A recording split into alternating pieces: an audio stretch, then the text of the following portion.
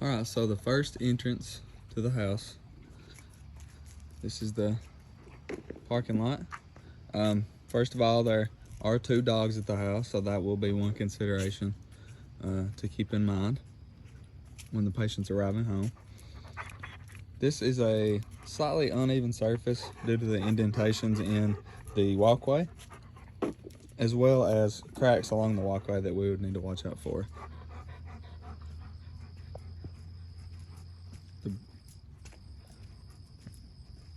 The plants, everything, brushes are trimmed.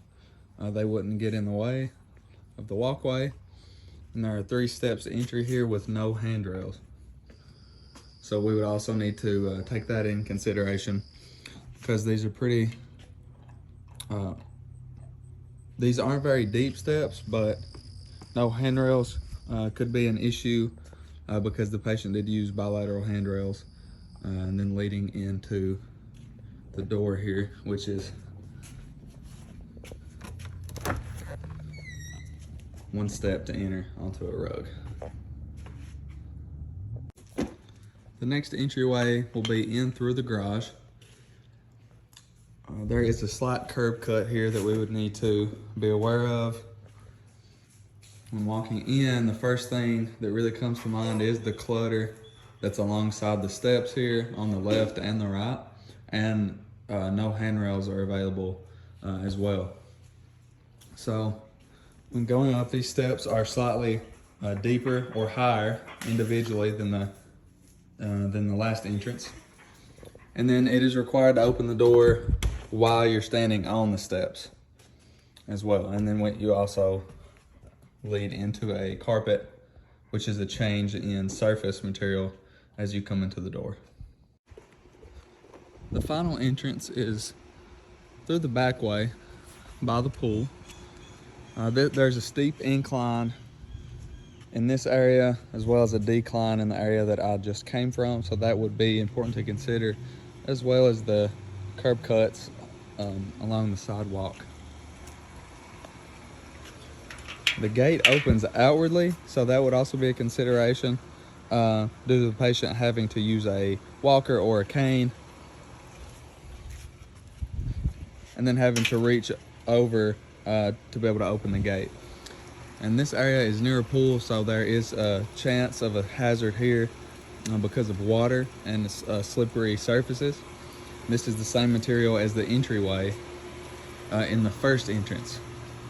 There are 3 steps to enter the house with no handrail on either side.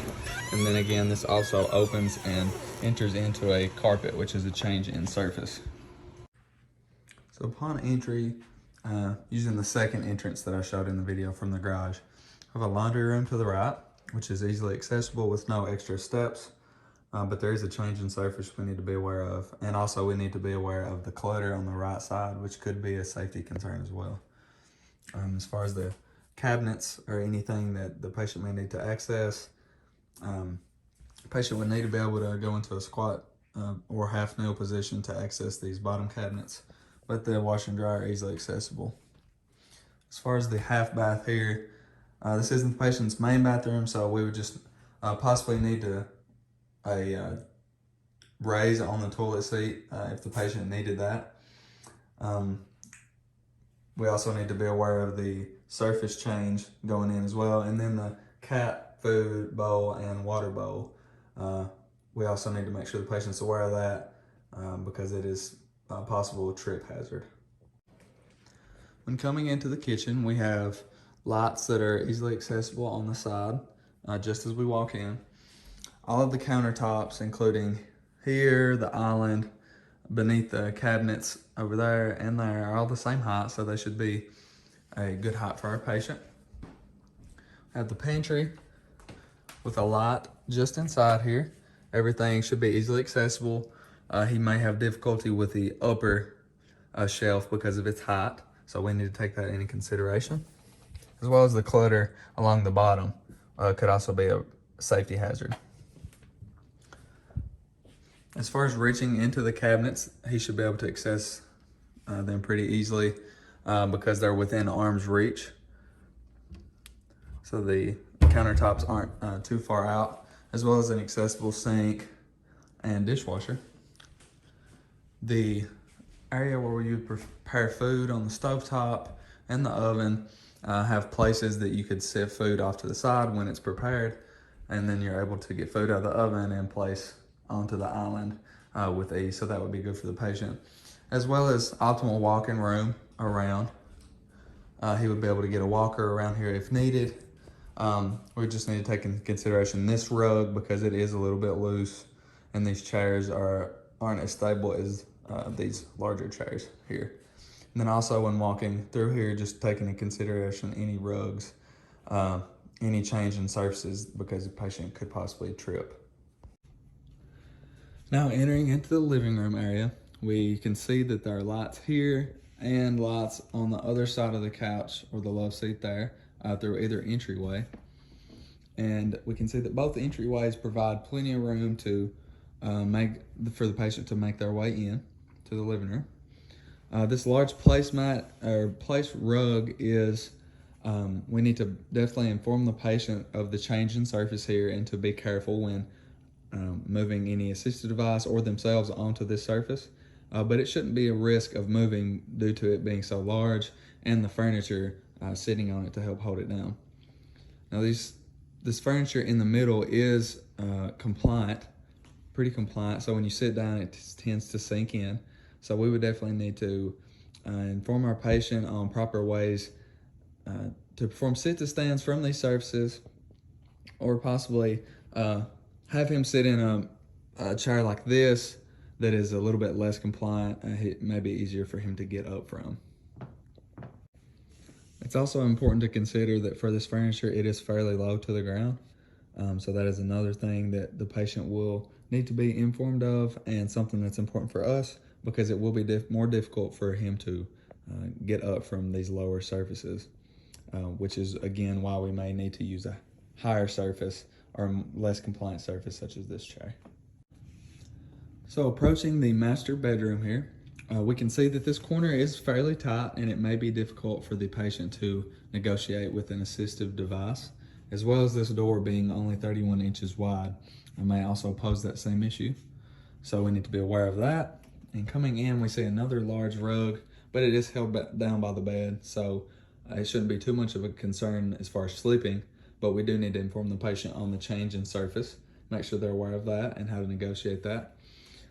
We initially see a fairly tall bed height, which could be good for the patient, making it easier for them to sit, do sit-to-stands, but it could pose an issue if it is too high for the patient to get into. So that is something we need to take into consideration. The rug goes all the way to the other side. We need to be aware of the clutter there, as well as how far the wardrobes are away from the bed, just in case the patient needs to perform any clothing or dressing from their bed. It may be difficult for them to get up and go to the wardrobe or the closet, which is located within the master bathroom there that I'll show next. So walking in through the master bathroom into the closet, we can see that there's a lot going on in here as far as the storage space being both at the level of the patient and above the level of the patient. So that's one thing that we definitely need to take into consideration. If the patient's able to reach these closet rods and hooks and hangers, open any drawers that may be needed to access.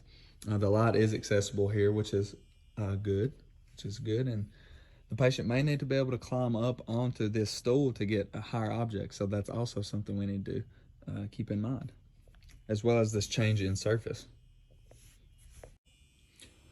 So here in the master bathroom, we can first look at the floor here, and we can see a couple rugs, both outside the tub in front of the sink and outside of the shower. We need to be cognizant of those, as they could be fall risk. Looking in the shower surface here, you have to step over this to enter, and then the surface does change. There are no placemats in the shower, and the storage space is here, so that should be easily accessible for the patient. As far as the mirror heights, here, it should be appropriate for the patient. But again, like in the laundry room, the patient will need to be able to access cabinets that are lower than their initial reach. So they will be able to go in need to be able to go in a half kneel or a squatting position. And then with these cabinets, they are slightly higher, so the patient may need to be able to reach up into those as well. The hot water pipes are covered, and if needed, the patient will be able to use a shower chair in the shower, and it should be easy to store in a corner when the patient isn't using it. Also, the toilet you could easily put a toilet rise onto that as well if the patient needed it. Also, going into the master bath, the doors do open.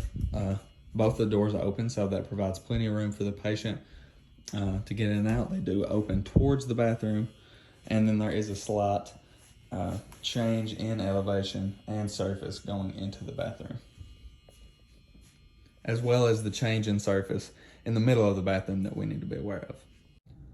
Coming from the living room, there is an upstairs. This would probably be more than the patient could negotiate on their own right now, considering he can only do 4 steps with bilateral handrails.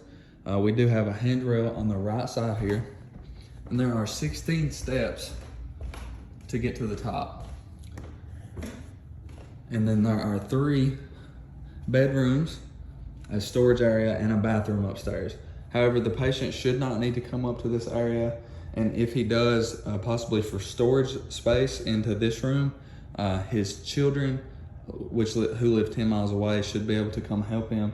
But otherwise, he should be fine because his bathroom and bedroom, kitchen, everything he needs is located downstairs.